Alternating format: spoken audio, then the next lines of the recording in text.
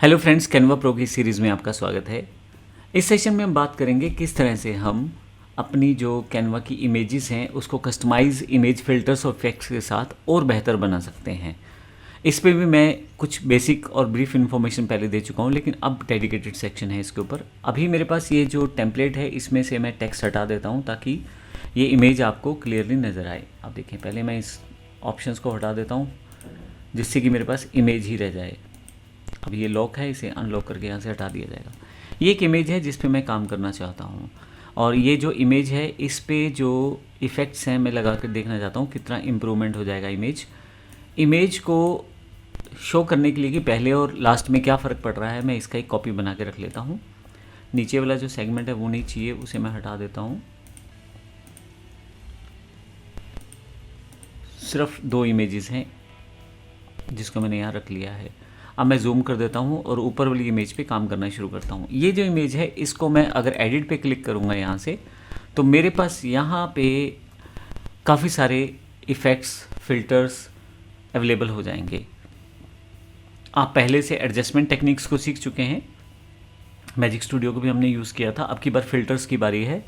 Filters में अगर आप सी ऑल करें तो बहुत सारे फ़िल्टर आपको दिखाई देंगे। इसी इमेज के ऊपर पहले से प्री सेट्स डिफ़ाइन हो जाएंगे, हर एक का नाम आपके पास यहाँ दिया हुआ है। फ्रेस्को अगर मैं क्लिक करता हूँ, फ्लिंट है, अलग अलग तरह के फ़िल्टर्स हैं यहाँ पे, लूना, एरो, मिस्ट। आप इनकी इंटेंसिटी भी हाई और लो कर सकते हैं जिससे आप अपनी इमेजेस को देख सकते हैं कहाँ कितना लुक बेहतर हो रहा है। ये अलग अलग देखें, मैं क्लिक करता जाता हूँ। अब अगर इसको आप दूसरी इमेज से कंपेयर करेंगे तो आपको आइडिया हो जाएगा कि ये इमेज थोड़ी सी ब्राइटेंड हो गई है, कलरफुल हो गई है, जबकि ये इमेज नॉर्मल है। अगर आप देखें दोनों में साफ फ़र्क नज़र आ रहा है यहाँ पे। इसी तरह से यहाँ पे मैं किसी और इफ़ेक्ट को लगाना चाहता हूँ तो उसको लगा सकता हूँ। जिस इफ़ेक्ट को मुझे लगाना है उस इफ़ेक्ट की मैं सेटअप कर सकता हूँ। कूल इफ़ेक्ट्स यहाँ पे हैं, देखिए, और इसी तरह से विविड इफ़ेक्ट्स यहाँ पे हैं। आप जिस तरह का इफ़ेक्ट इस पे लगाना चाहते हैं, सॉफ्ट इफ़ेक्ट्स हैं यहाँ पे।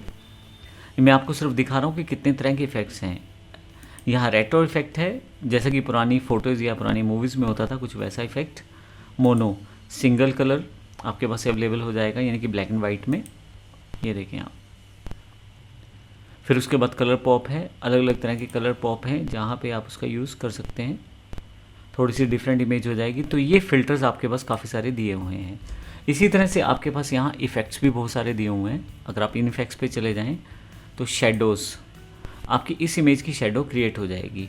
अभी इसके लिए मैं क्या करता हूँ, इस यहाँ ना रख के इसको मैं एक वाइट बैकग्राउंड पे ले जाता हूँ। ये पिछले वाला बैकग्राउंड यहाँ से डिलीट कर देता हूँ यहाँ से मैं, और इस इमेज को यहाँ ले जाता हूँ। फिर से Ctrl+C Ctrl+V कर लेता हूँ ताकि आपको आइडिया हो जाए कि ओरिजिनल और जो इमेज हमने एडिट की है उन दोनों में क्या डिफरेंस है। अब इस इमेज के ऊपर मैं इफ़ेक्ट क्रिएट करना चाहता हूँ। एडिट पे जाऊँगा, यहाँ से मेरे पास इफ़ेक्ट्स अवेलेबल हो जाएंगे। फ़िल्टर के थोड़ी सी नीचे की तरफ देखें, इफ़ेक्ट्स हैं। पहला है शैडोज़ है। तो आप शैडो किस तरह से चाहते हैं, पेज लिफ्ट, देखिए, एंगल्ड, बैकड्रॉप।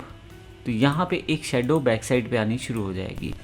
फिर से मैं एडिट पे जाता हूँ यहाँ से, और यहाँ पे शेडोज़ पे अगर मैं क्लिक करता हूँ और सपोज़ ये एंगल शेडो ली है मैंने, तो यहाँ से ब्लर अमाउंट मैं अपने अकॉर्डिंग सेट कर सकता हूँ, जिसमें आप शेडो का इफेक्ट बड़े आराम से देख सकते हैं कि वहाँ पे आ गया है।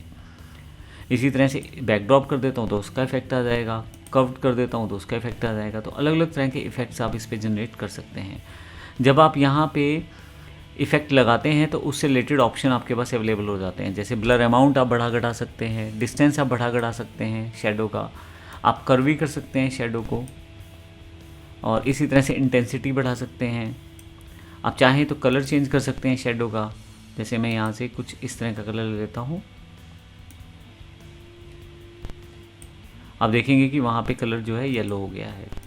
तो इस तरह से आप ऐसा कर सकते हैं, इसका यूज़ कर सकते हैं। Ctrl+Z करके आप इसको रीसेट भी कर सकते हैं। पहले और बाद वाली पिक्चर में ये डिफरेंस है, मैंने एक शेडो इफेक्ट यहाँ क्रिएट किया है।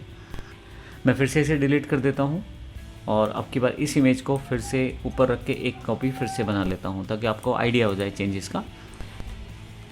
फिर से आप एडिट पे चले जाएँ यहाँ से, और फिर से नीचे की तरफ जो इफ़ेक्ट्स ऑप्शन है वहाँ आ जाएँ। आप यहाँ क्लिक करके और भी इफ़ेक्ट्स को वर्कआउट कर सकते हैं। जैसे मैं यहाँ पे चाहता हूँ ऑटो फोकस, तो ऑटो फोकस पे क्लिक करते ही यहाँ से मैं ऑटो फोकस इफ़ेक्ट्स की तरफ आ जाऊँगा। मैं थोड़ा सा जूम करके दिखा देता हूँ। कुछ समय या कुछ सेकंड्स लग सकते हैं एज़ पर योर इमेज और टाइमिंग और इंटरनेट स्पीड। तो थोड़े समय के साथ ही आपको देखें ब्लरनेस इफ़ेक्ट क्रिएट कर दिया इसने बैक साइड पे। तो एक बड़ा बेहतर ऑप्शन आपके पास यहाँ अवेलेबल हो जाता है।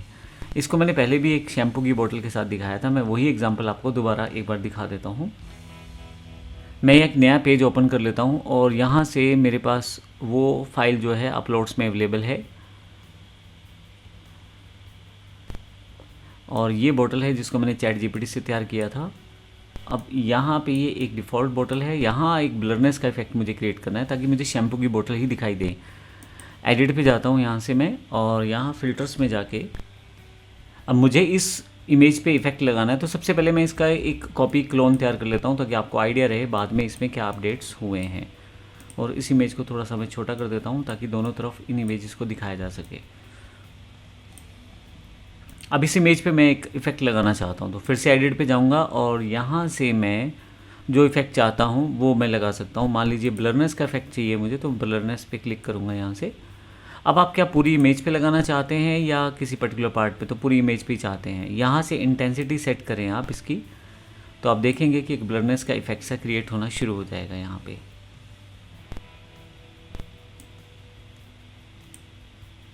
ये देखें, यहाँ से एक ब्लरनेस इफेक्ट क्रिएट हो गया है। अगर आप ब्रश का यूज़ करेंगे तो ब्रश का यूज़ करके पर्टिकुलर पॉइंट्स को आप ब्लरनेस क्रिएट कर सकते हैं उन पे। मैं अभी रिमूव ब्लर कर देता हूँ इसमें से ताकि ब्लरनेस हट जाए यहाँ से।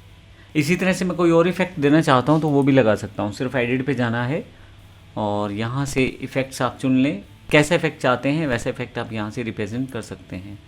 जैसे ऑटो फोकस का एक इफ़ेक्ट है, इसको मैं लगा देता हूँ। अब आप देखिएगा कितना फ़र्क रह जाएगा दोनों में। अब अगर ध्यान से देखें इस पिक्चर और इस पिक्चर में फ़र्क है। इस पिक्चर में अगर आप देखेंगे तो जो फूल हैं वो थोड़े से ब्लरनेस हो गई है उनमें, क्योंकि वो पीछे की तरफ चले गए हैं।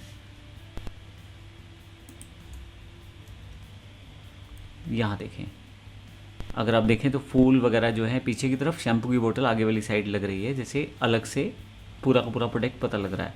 इसमें हालांकि आपके पास फूल पत्तियाँ इत्यादि सब पूरा और नॉर्मल पिक्चर की तरह दिखाया जा रहा है, इसमें ब्लरनेस है। अगर आप इसको ध्यान से देखें, जब हम प्रोडक्ट इमेजेस क्रिएट करते हैं तो हमें अपने प्रोडक्ट की तरफ फोकस रखना होता है, तो एक ये फोकस इंप्रूव करने का बड़ा अच्छा इफेक्ट रहता है, इसको आप यूज़ कर सकते हैं।